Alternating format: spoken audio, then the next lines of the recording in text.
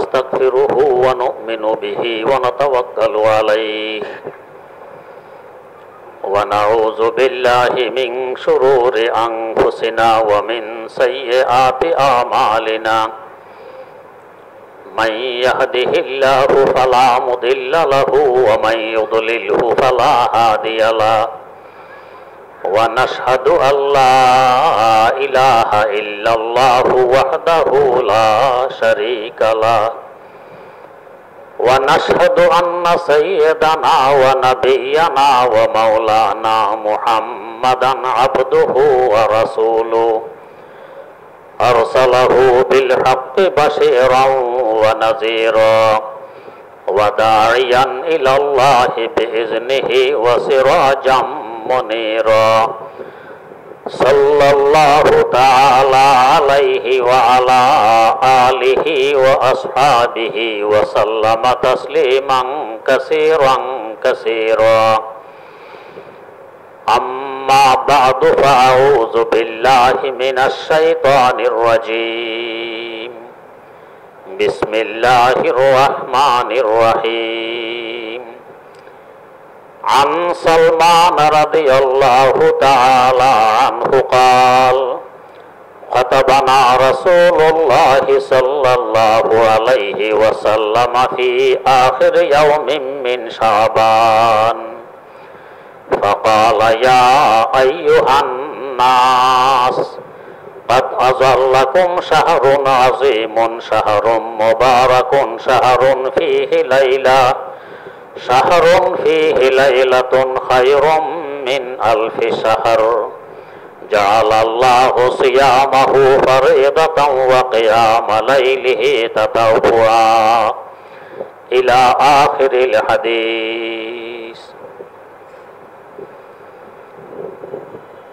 হযরত সালমান ফারসি রাদিয়াল্লাহু তাআলা আনহু বর্ণনা করেন, শাবানের শেষ দিন রমজানুল মুবারককে সামনে রেখে রাসূলুল্লাহ সাল্লাল্লাহু আলাইহি ওয়াসাল্লাম আমাদেরকে ওয়াজ করলেন। এই ওয়াজের মধ্যে রমজানুল মুবারকের ফজিলত, বরণীয়, করণীয় ও বর্জনীয় সম্পর্কে আলোচনা করলেন। প্রথমে বললেন, একটি গুরুত্বপূর্ণ ও ফজিলতপূর্ণ মাস তোমাদের সামনে এবং এই মাসটি অনেক বরকতময়। আমরা প্রতি বছরেই দেখি অন্যান্য মাসে আয় রোজগারে, খাওয়া দাওয়া যে পরিমাণ বরকত হয়, রমজানুল মুবারকে এর থেকে অনেক বেশি বরকত হয়। রাসূল আকরাম সাল্লাল্লাহু আলাইহি ওয়াসাল্লাম বলে গেছেন, অক্ষরে অক্ষরে তা আমরা প্রতিষ্ঠিত হতে দেখছি। এর পাশাপাশি বলেন, এই মাসের দিনে আল্লাহ পাক রোজাকে ফরজ করেছেন এবং রাত্রে ইবাদত করাকে নফল করেছেন। যে ব্যক্তি এই মাসে একটি নেক কাজ করবে, তো সে অন্য মাসের একটি ফরজ কাজ করার সমান সওয়াব পাবে। একটি নেক কাজ মানে নফল নেক কাজ। তো এই মাসের একটি নফল অন্য মাসের একটি ফরজ সমতুল্য। আগে বলছেন, ওমান আদ্দা ফরিদাতান ফীহি কানা কামান আদ্দা ৭০ ফরিদাতান ফীমা সিওয়া। আর এই মাসে একটি ফরজ যে আদায় করবে, সে অন্য মাসের ৭০টি ফরজের সমান সওয়াব পাবে। এতে বোঝা গেছে এই মাসে প্রত্যেকটি আমলের সওয়াব কমাস কম ৭০ গুণ বেড়ে যায়। কোরআন শরীফে আছে, ওয়াল্লাহু ইউযাইফু লিমান ইয়াশা। আল্লাহ পাক চাইলে আরো কয়েক গুণও বাড়াইয়ে দেন, কিন্তু কমাস কম হবে ৭০ গুণ। হিসাব করুন, এই মাসে আমরা অতিরিক্ত কমাস কম 40টি সিজদা আল্লাহ রাব্বুল আলামিনকে দিয়ে থাকি। 20 রাকাত তারাবিতে 40টি সিজদা, কমাস কম বেশি দেয় অন্য মাসের তুলনায়। 40কে 70 দিয়ে গুণ দেন, কত হবে? 1200। 1200 সেজদা একদিনে হয়। একদিনে আমাদের কার পক্ষে সম্ভব হবে যে আল্লাহ পাককে 1200 সেজদা দেই? একদিনে যদি 1200 হয়, 30 দিনে 32,400 সেজদা। তো এক মাসে 32,400 সেজদা আল্লাহ পাককে দেয়া, এটা কি সাধারণ কথা? হাদিস শরীফে আছে, বান্দার একটি সেজদা দুনিয়া এবং দুনিয়াতে যা কিছু আছে এর থেকে কোটি কোটি গুণ বেশি দামি। তো 32,400 তো সেজদা আল্লাহ পাককে দিলাম, একটি সেজদায় দুনিয়ার মধ্যে যা কিছু আছে সব থেকে কোটি কোটি গুণ বেশি দামি। তার মানে এগুলো সব আল্লাহর রাস্তায় দান করলে যে সওয়াব হইতো, একটি সেজদার সওয়াব এর থেকে কোটি কোটি গুণ বেশি। তো 32,400 সেজদায় কি পরিমাণ সওয়াব আল্লাহ পাক আমলনামায় দিচ্ছেন। অতএব খুব শক্তির সাথে, একাগ্রতার সাথে আমাদেরকে অন্তত তারাবির নামাজটা পড়া চাই। অনেকেই হয়তো ভাবি যে এই মাসে একটু ব্যবসা বাণিজ্য বেশি হয়, ঠিক আছে তারাবি সুন্নতেই তো, আচ্ছা বাদে দিলাম, ব্যবসা বাণিজ্যটা করে নি। ব্যবসার বরকত তো আমার আল্লাহর হাতে। আমার আল্লাহ 1 টাকায় ওই বরকত দিতে পারেন যে 1 কোটি টাকায় হবে না।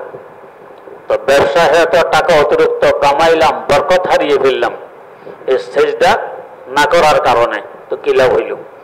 কম কামাইলাম, আল্লাহ পাককে অতিরিক্ত সেজদা দিলাম, এতে আমার বরকত বেড়ে গেল।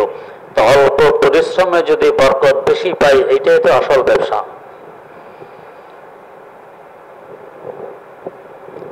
ওয়াহুয়া শাহরুস সবর, এই মাসটি হলো ধৈর্যের মাস। এখন গরমকাল, পিপাসা লাগে, সেহরির একটু পরে পিপাসা শুরু হয়। ধৈর্য ধরলাম সূর্য অস্ত পর্যন্ত, লম্বা দিন, ক্ষুধা লাগে, ধৈর্য ধরলাম সূর্য অস্ত পর্যন্ত।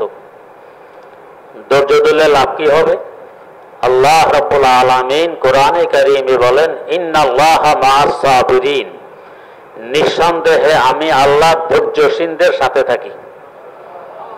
তা আমার ধৈর্যের বরকতে আল্লাহ যদি আমার সাথে হয়ে যান, আমার আর কি লাগে? जो तो मेरा तो सब मेरा, फलक मेरा ज़मीं मेरी, जो तो मेरा तो सब मेरा, फलक मेरा ज़मीं मेरी, अगर तू एक नहीं मेरा तो कोई शय नहीं मेरी। আল্লাহ তুমি যদি আমার হও তো পুরা কায়নাত, পুরা সৃষ্টি জগৎ তখন আমার, আর যদি আমার না হও তো কিছুই তখন আমার নয়। এই ধৈর্যের বরকতে আল্লাহ পাক আমার হন, আমি আল্লাহ পাকের হই, এর থেকে আর বড় পাওনা কি হতে পারে? অতএব খুব গুরুত্বের সাথে, ইখলাসের সাথে রোজাটাও রাখা চাই। ওয়াসবরু সওয়াবুল জান্নাহ, এবং সবরের আরেক সওয়াব কি, আরেক লাভ কি? ও লাভ হল এর বিনিময়ে আল্লাহ পাক তোমাকে জান্নাত দিয়ে দিবেন। তো আল্লাহকে পেয়ে গেলাম দুনিয়া আখিরাত উভয় জাহানে, এর পাশাপাশি জান্নাতও পেয়ে গেলাম একটু ধৈর্যের বরকতে। আল্লাহ রাব্বুল আলামিন আমাদেরকে তৌফিক দান করুন। রাসূল আকরাম সাল্লাল্লাহু আলাইহি ওয়াসাল্লাম আরো বলেন, ওয়া শাহরুল মুওয়াসাত, এই মাসটি হলো সহানুভূতির মাস। আরেকজন কষ্টে আছে, আমার যদি অনুভূতিতে না আসে তা আমি কিসের মানুষ? আরেকজন দুঃখে আছে, তার দুঃখে আমিও যদি দুঃখী না হই তো আমি কিসের মানুষ? মানুষ কাকে বলে? হায়ওয়ান, জানোয়ার আর মানুষের মধ্যে যে কয়েকটি ব্যবধান, তার মধ্যে গুরুত্বপূর্ণ ব্যবধান হইল যে মানুষ অন্যের দুঃখে দুঃখিত হয়, অন্যকে কষ্টে দেখলে সে নিজেও কষ্ট অনুভব করে, এটা হলো মানুষ। অন্যান্য হায়ওয়ান জানোয়ারের মধ্যে নিজে বাঁচার চেষ্টা করে, অন্যের দুঃখে দুঃখিত হয় না। কোন বুজুর্গ বলছিলেন, মে তো আকুত বেজমা শদ মে তো আনে গাও সে ওয়াক্ত, মে তো আকুত বেজমা শদ মে তো আনে গাও সে ওয়াক্ত, हर जखाही में तो आने शुद बजुज इंसान शुदन, जिस इंसान ने तो बेदम दर्द में हमसाएगा, असमो में नजद दरबागे एदन बेरिया शोदान असमो में नजद दरबागे एदन बेरिया शोदान। মানবতা কাকে বলে? আসল মানবতা কি? ও মানবতা হইল আরেকজনের দুঃখে দুঃখিত হওয়া। এমন কি এই পৃথিবীর মধ্যে সবচেয়ে কষ্টের জায়গা হলো নজদ। সেখানের আবহাওয়া সাধারণত মানুষের অনুকূলে খুব কম থাকে, এটা কষ্টের জায়গা। আর খুব বেশি শান্তির জায়গা হইল এডেন, এটা ইয়েমেনে অবস্থিত, এটা পৃথিবীর মধ্যে সবচেয়ে বেশি শান্তির জায়গা। তুমি যদি এডেন এলাকায় অবস্থান করো আর সংবাদ পাও যে নজদ যে কষ্টের জায়গা, সেখানে এক ব্যক্তি বিষ পান করে তার কষ্ট আরো বেড়ে গেছে, তো কোথায় এডেন কোথায় নজদ? অন্তত 1.5 থেকে 2,000 কিলোমিটারের দূরত্ব। এত দূরে থাকার পরও যদি তোমার মধ্যে একটু কষ্ট অনুভব হয় যে আল্লাহ আপনার বান্দা এখানে কষ্ট পাচ্ছে, অন্তত কিছু করতে না পারো, দুহাত তুলে একটু দোয়া তো করতে পারো, তো তাহলে বুঝবে তুমি মানুষ। আর যদি দেখো যে না ও কষ্টে আছে তো থাকুক, এতে আমার কি আসে আর যায়, তো তাহলে বুঝবে এখনো তোমার মধ্যে মানবতা আসেনি। जिसते इंसानी तो पीदन दर्द में हमसाएगा असमो में नजद दरबागे एदन बेरिया शोदान असमो में नजद दरबागे एदन बेरिया शोदान। সিন্ধু প্রদেশের পাশে আরব সাগরে একজন মহিলার উপরে জুলুম করেছে সিন্ধু প্রদেশের বাসিন্দারা। তখন সিন্ধু প্রদেশে ইসলামী পতাকা উত্তোলন হয়নি। ইরাকের গভর্নর হাজ্জাজ বিন ইউসুফ এই মহিলা সাগরের জাহাজে থেকে একটা চিৎকার দিয়েছিল, ইয়া হাজ্জাজা, ও হাজ্জাজ তুমি মুসলিম জাতির ক্ষমতায়, তাদের লিডার, আর একজন মুসলমান লাঞ্ছিত হচ্ছে, মজলুমা হচ্ছে এই সাগরের মধ্যে, তার সহযোগিতা করার মতো কেউ নেই, তুমি কোথায়? এই আওয়াজটা লোক মারেফত হাজ্জাজ বিন ইউসুফের কানে পৌঁছে। দুনিয়াবাসী তো জানে হাজ্জাজ বিন ইউসুফ বড় অত্যাচারী ছিল, কিন্তু এই আওয়াজ কানে পৌঁছার পর তখন সে এই সিন্ধু প্রদেশে অভিযান চালায়, যার বরকতে সিন্ধু প্রদেশ মুসলিম রাষ্ট্রের আওতাভুক্ত হয়ে যায়। দলে দলে অসংখ্য হিন্দু ইসলাম গ্রহণ করে তাদের ক্ষমতাসীনদের জুলুম অত্যাচার থেকে বাঁচার লক্ষ্যে। এটা ছিল মানবতা, যে একটা আওয়াজ দিয়েছে মহিলা সাগরে, সেই আওয়াজ শুনে আমি তার সহযোগিতার জন্য এগিয়ে এসে একটা দেশে ইসলাম প্রচার করে ফেলেছি। এই মাসটা হইল সহানুভূতির মাস। ওয়া শাহরুন ইউজাদু ফীহি রিজকুল মুমিন, এবং এই মাসে আমার আল্লাহর রহমতের সাগরের ঢেউ ওঠে, মুমিনের রিজিক বেড়ে যায়। মুমিনের রিজিক বেড়ে গেলে তার বরকতে কাফের মুশরিকেরও রিজিক বেড়ে যায়। আপনার হাতে টাকা পয়সা বেশি আসলে দান দক্ষিণাও বেশি করবেন, তো আয় করেছেন আপনি, মধ্যখানে উপকৃত গরিবরাও হচ্ছে, দান দক্ষিণা বেড়ে গেছে। আপনার আয় নাই, দান করতে পারতেছেন না, ওরাও কষ্ট পাবে। তো মুমিনের রিজিক বেড়ে যাওয়ার বরকতে কাফের মুশরিক যারা আছে এদেরও রিজিক বেড়ে যায়। ওমান ফাত্তারা ফীহি সাহিমান কানা লাহু মাগফিরাতাল লিযুনুবি, আর যে ব্যক্তি একদম রোজাদারকে ইফতার করাইল, এই ইফতার করানোর বরকতে আল্লাহ পাক তার গুনাহগুলো ক্ষমা করে দেন। ইফতার করাতে আর কি পরিমাণে খরচ হয়? একজন রোজাদারকে ইফতার করাইলে, যে ইফতার করাইল তার গুনাহগুলো আল্লাহ পাক ক্ষমা করে দেন। এর পাশাপাশি ওয়াইতু রাকাবাতিহি মিনান নার, জাহান্নাম থেকে তাকে নিষ্কৃতি দিয়ে দেন। এই মাসে গরিব দুঃখীকে খুব বেশি ইফতার করানোর চেষ্টা, ডেকে এনে করাইতে হবে জরুরি নয়, তাকে পয়সা দিয়ে দিলাম, কিছু সামান খরিদ করে পাঠিয়ে দিলাম, এটাও ইফতারের সওয়াব হয়ে যাবে ইনশাআল্লাহ। ওয়া কানা লাহু মিসলু আজরিহি মিন গায়রি আন ইয়ানতাকিসা মিন আজরিহি শাই, ইফতারের বরকতে একজন রোজাদার রোজা রাখলে যে সওয়াব হবে, যে ইফতার করাইলো তার আমলনামায় ওই সওয়াবটা চলে আসবে। কিন্তু যাকে ইফতার করাইলো তার সওয়াবে কোনো ঘাটতি এর কমতি আসবে না। ও তো তার রোজার পুরা সওয়াব পেয়ে গেছে, আমি ইফতার করানোর বরকতে আমার আমল নামায়ও একটা রোজা পরিমাণ সওয়াব চলে আসবে। তা আমি রোজা রেখেছি একটা, ইফতারের বরকতে সওয়াব পেয়ে গেছি 2 রোজার। আমার রোজার 1 সওয়াব, আরেকজনকে ইফতার করাইলাম আরেক রোজার সওয়াব। 10 জনকে করাইলে 10 রোজার, 100 জনকে করাইলে 100 রোজার। যার যার সামর্থ্য অনুপাতে যে যত পারি তত সওয়াব বাড়ানোর চেষ্টা করি হার জিত দিয়ে। আমরা তো দুনিয়ার কাছে হার জিত দিই যে অমুক এত বড় প্লেয়ার, আমি কেন এত বড় প্লেয়ার হতে পারবো না, অমুক এভাবে গান গায়, আমি কেন পারবো না, হার জিত দেয় গুনাহের কাছে, আল্লাহ মাফ করুন। কিন্তু কোরআনে কারীমে আছে ওয়াসারিউ ইলা মাগফিরাতিন মির রাব্বিকুম, আল্লাহর ক্ষমার দিকে, নেক আমলের দিকে তোমরা হার জিত দাও, দৌড় কে কার আগে যেতে পারো। তো যেখানে হার জিত দেওয়ার কথা সেখানে দেই না, যেখানে না দেওয়ার কথা সেখানে দেই। তো হার জিত দেই যে দেখি আমি কত লোককে ইফতার করাইতে পারি, আরেকজন দিবে সে কত লোককে করাইতে পারে।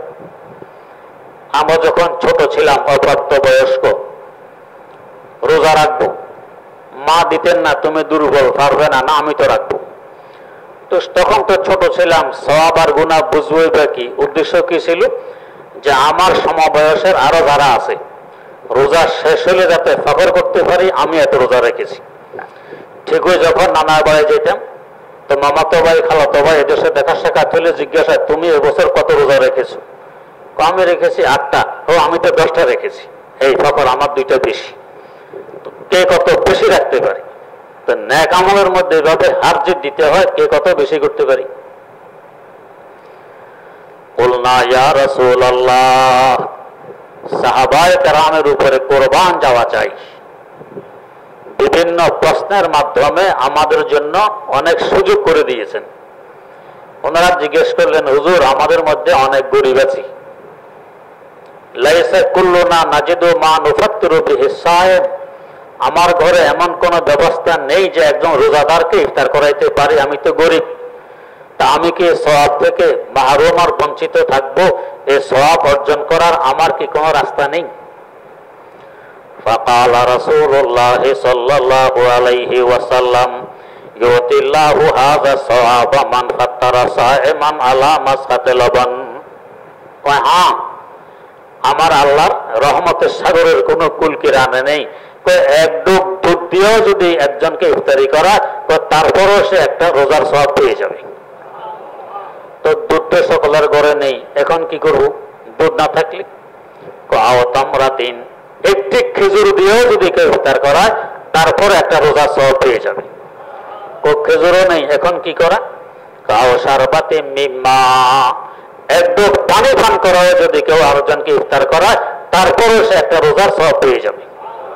আল্লাহ পাক কত সহজ করে দিয়েছেন। ওয়ামান আশবারা সাইমান সাকাহুল্লাহু মিন হাউজি শারবাতাল্লাহ ইয়াজমাউ হাত্তা ইয়াদখুলাল জান্নাহ। আর যদি কেউ পেট ভরায় কোনো রোজাদারকে খাওয়াইয়া দেয়, যাকে খাওয়াবে সে গরিব হওয়া শর্ত নয়। হাদিসের মধ্যে গরিবের কথা নেই। গরিবকে খাওয়াও, ধনীকে খাওয়াও, আত্মীয়কে খাওয়াও, অনাত্মীয়কে খাওয়াও, পরিচিতকে খাওয়াও, অপরিচিতকে খাওয়াও, যাকে খাওয়াও, যদি পেট ভরাইয়ে তৃপ্তি করে কেউ খাওয়াইয়া দেয় তো রাসূলুল্লাহ সাল্লাল্লাহু আলাইহি ওয়াসাল্লাম বলেন তাকে আমার হাউজ অর্থাৎ হাউজে কাউসার থেকে হাসর মাঠে শরবত পান করানো হবে। এই শরবতের বরকতে বেহেশতে ঢোকার আগ পর্যন্ত 50,000 বছর অপেক্ষা তার আর পিপাসা লাগবে না।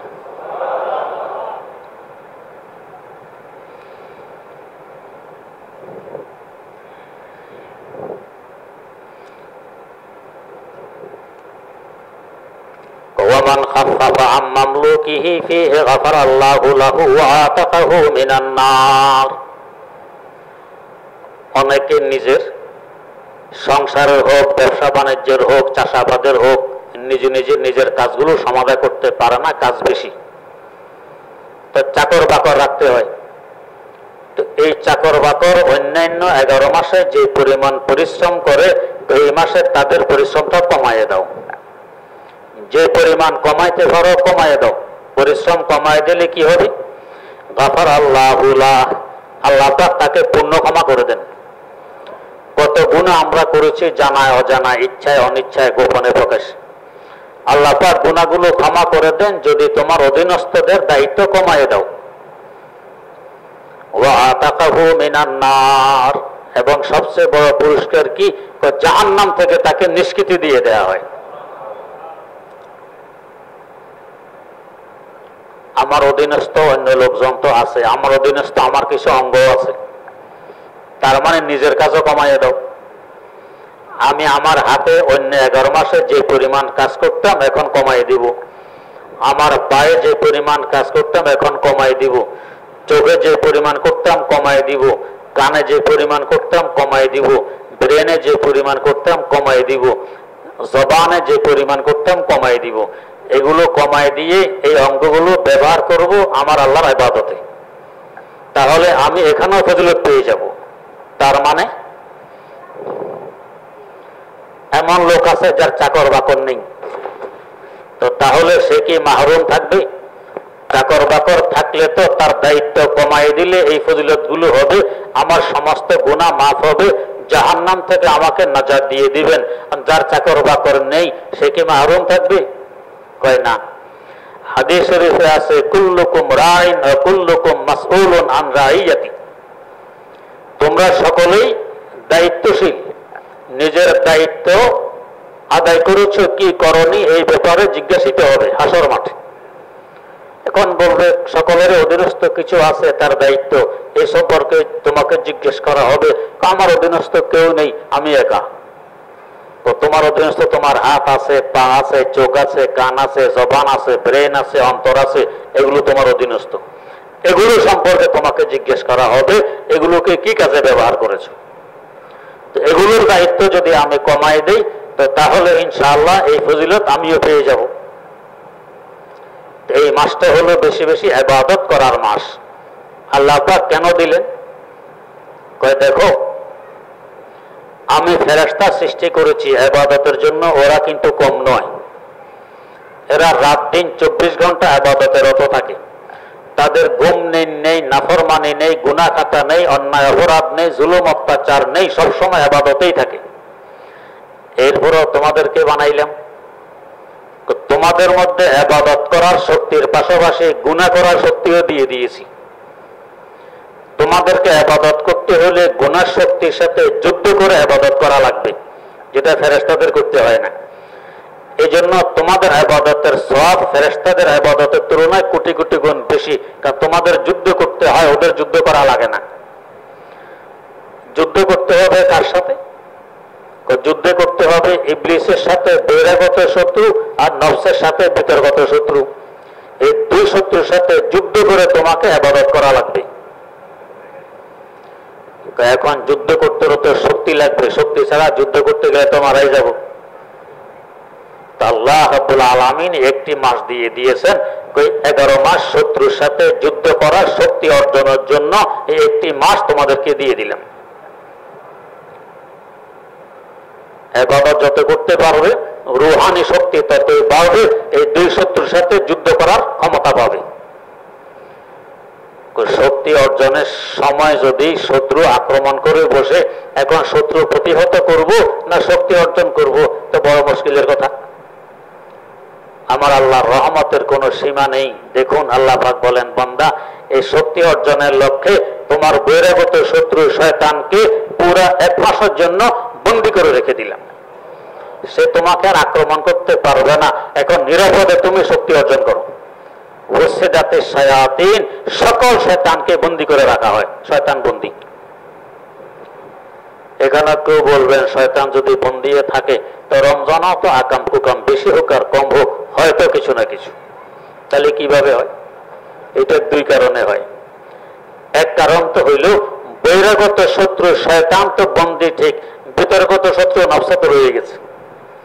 এটাও যদি আল্লাহ পাক সরাই দিতেন তাহলে তো রমজান মাসে আমি হয়ে যেতাম ফেরেশতা। তো ফেরেশতার সওয়াব থেকে আমার সওয়াব তো বেশি, আমি তো বেশি সওয়াব পেতাম না। তার নফস আছে যাতে আমার সওয়াবটা বেশি ঠিক থাকে, ফেরেশতা থেকে কোটি কোটি গুণ বেড়ে যায়। তাই নফস থাকে, শয়তান বন্দী। 2 শত্রু যদি একসাথে হয় তাদের শক্তি বেড়ে যায়। এখন তো একটা বন্দী আর একটা সিঙ্গেল শক্তি, এখন শক্তি আর বাড়তে পারেনি। তো এই নফসের কুমন্ত্রণার কারণে কিছু কিছু অন্যায় অপরাধ গুনাহ খাতা সংগঠিত হয়ে যায়। আরেক কারণ, শয়তান যে রমজান মাসে বন্দী থাকবে এটা শয়তানও তো জানে। প্রতি বছর তো রমজানের মাস বন্দী থাকে, সে জানে। এখন সে বড় চিন্তিত, এই এক মাস আমার মিশন বন্ধ থাকবে, এটা কেমন কথা, এটা তো সে সইতে পারে না। তো সে বন্দী হওয়ার আগে এমন কিছু কাজ করে যায় যাতে তার মিশন কিছু না কিছু জারি থাকে। যেমন দেখবেন একটা ঠেলা গাড়ি আপনি ঠেলে ছেড়ে দিছেন, আপনার ঠেলার শক্তির কারণে এটা চলছে। ছেড়ে দেওয়ার পরে এখন তো ঠেলতেছেন না, শক্তি নেই, তারপরেও সে চলে। তবে এই চলাটা আস্তে আস্তে দুর্বল হতে থাকে, এক সময় এত দুর্বল হয় তার চলা বন্ধ হয়ে যায়। এই যে ঠেলা দিয়ে ছেড়ে দিলেন তারপরেও সে চলতেছে। এখন যদি কেউ প্রশ্ন করে, কেউ তো ঠেলা গাড়িকে ঠেলতেছে না, এটা চলে কেন? এটা চলে আগে যে ধাক্কা দিয়ে ছেড়ে দিয়েছেন ওই ধাক্কার কারণে চলে। তো শয়তানও বোঝে আমি তো বন্দী হয়ে যাব, আমার মিশন বন্ধ থাকবে, যাতে বন্ধ না থাকে কিছু না কিছু হলেও যাতে চলে। তো যাওয়ার আগে একটা ধাক্কা দেয়, ওই ধাক্কার কারণে কিছু না কিছু গুনাহ হয়ে যায়। ওই ধাক্কাটা যাতে আমাকে দিতে না পারে, এই জন্য আল্লাহ রাব্বুল আলামিন রমজানুল মুবারকের 15 দিন আগে শবে বরাত দিয়ে দিয়েছেন। এই শবে বরাতকে যদি ঠিকভাবে কাজে লাগাও তো শয়তান ধাক্কা দেওয়ারও সুযোগ পাবে না, তুমি নীরবে তোমার শক্তি অর্জন করতে পারবে। আল্লাহ রাব্বুল আলামিনের হিকমত আর কৌশল আমরা বান্দারা কি বুঝব? শবে বরাতে আমি পাকসাফ হয়ে শয়তানের ধাক্কা থেকে বেঁচে গেলাম, আমার রমজানটা ঠিকঠাক কেটে যাবে। তো রমজানের ইবাদতের মধ্যে রাসূল আকরাম সাল্লাল্লাহু আলাইহি ওয়াসাল্লাম যেটা বেশি বেশি করতেন, হযরত জিবরিল আমিন আসতেন। একবার জিবরিল আমিন কোরআন শরীফ শুনাইতেন, হুজুর শুনতেন। আবার হুজুর শুনাইতেন, জিবরিল আমিন শুনতেন, যা অন্য মাসে হইতো না। তো বুঝা গেছে রমজানুল মুবারকে তেলাওয়াত বেশি করে দিতে হবে। তাই রমজানে খুব বেশি বেশি তেলাওয়াত।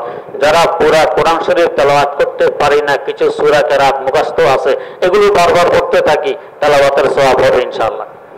তো রমজানে হলো বেশি বেশি সূরা কেরাত। 2 নম্বরে ইস্তেগফার, খুব বেশি ক্ষমা চাওয়া। যেহেতু রমজানের প্রত্যেক রাত্রে আল্লাহ রাব্বুল আলামিন শেষ রাত্রে এসে বান্দাকে ডাকেন যে আছো কেউ ক্ষমা প্রার্থী, আমি ক্ষমা করার জন্য কাছে এসে গেছি। তো খুব বেশি বেশি তওবা ইস্তেগফার। এবং রমজানুল মুবারকের 3 নম্বর কাজ হলো রাত্রে বেশি বেশি ইবাদত। তারাবি তো আছে, তারাবির বাইরে অন্য সময় যদি তাহাজ্জুদ পড়তে উঠতে নাও পারি, এখন তো চতুর্দিকে মাইক বাজে, অ্যালার্ম বাজে, সেহরির সময় ওঠার জন্য কয়েক মিনিট আগে উঠে ওযু করে অন্তত 4 রাকাত হলো তাহাজ্জুদের নামাজ পড়ে নেই, কষ্ট হবে না। এই রমজানে যদি অভ্যাসটা বানায় নেই, ইনশাআল্লাহ বাকি 11 মাসও আমার অভ্যাস থাকবে, এটা নষ্ট হবে না। এই তাহাজ্জুদ জারি হয়ে গেল। নফল নামাজের মধ্যে, নফল ইবাদতের মধ্যে সবচেয়ে বেশি সওয়াবের কাজ হলো তাহাজ্জুদের নামাজ। তাই রমজানের উসিলায় এই নামাজটা বেশি বেশি করে পড়ার চেষ্টা করি। 4 নম্বর কাজ হলো এই মাসে বেশি বেশি দান সাদাকা করা, খায়রাত করা। যাকাত তো আমরা রমজানে আদায় করিয়ে থাকি। যাকাতের নেশাব এই বছরের হিসাবে 40,000 টাকা। কারো কাছে যদি নিজের নিত্য প্রয়োজনীয় খরচ বাদে উদ্বৃত্ত 40,000 টাকা থাকে, তার উপরে 2.5% যাকাত খরচ হয়ে যায়। অতএব খুব বেশি বেশি যাকাত দেওয়ার চেষ্টা করব, দান সদকা করার চেষ্টা করব। এরপরে যাকাত দিব কাকে? যাকাতের হকদার হলো গরিব মিসকিন। গরিব মিসকিনকে যাকাত দিব। কিন্তু গরিব মিসকিন যদি এমন হয় নামাজ পড়ে না, নেশা করে, বিড়ি খায়, আমি যাকাতের মতো গুরুত্বপূর্ণ ইসলামের একটি রোকন আদায় করলাম, আমার পয়সা তাকে দিলাম, এই পয়সাটা নেশার পিছনে ব্যয় হয়ে গেল, বিড়ি সিগারেটের পিছনে ব্যয় হয়ে গেল, মদ জুয়ার পিছনে ব্যয় হয়ে গেল, বড় আফসোসের কথা। তাই চোখ বন্ধ করে যদি আমরা যে সমস্ত মাদ্রাসায় লিল্লাহ বোর্ডিং আছে সেখানে দিয়ে দেই, তা আমি নিশ্চিত থাকতে পারি আমার পয়সাটা গরিব তালেবে ইলমের পিছনে ব্যয় হবে, এতে সওয়াব হবে কয়েক গুণ বেশি। একটা হলো যাকাত আদায়ের সওয়াব। 2 নম্বর আমি ইলমের সহযোগিতা করলাম, কোরআন হাদিস পড়ার সহযোগিতা করলাম, এর সওয়াব। 3 নম্বর গরিব দুঃখীর সহযোগিতা করলাম, এর সওয়াব।